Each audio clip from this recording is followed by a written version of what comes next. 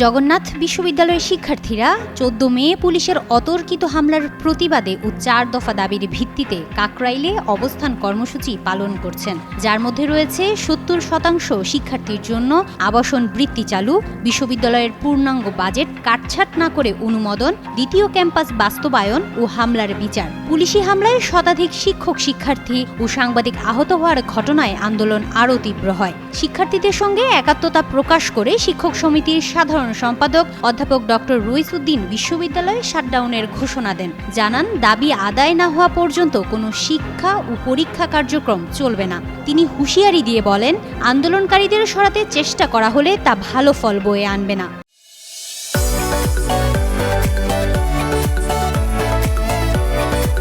উপদেষ্টা মাহফুজের বক্তব্যে অসন্তুষ্ট শিক্ষার্থীরা তাকে ভুয়া স্লোগান দিয়ে বিক্ষোভ দেখান এবং আন্দোলন অব্যাহত রাখার ঘোষণা দেন। ক্লান্তি সত্ত্বেও শিক্ষার্থীরা রাস্তায় রাত কাটিয়ে আন্দোলনে অনড় রয়েছেন।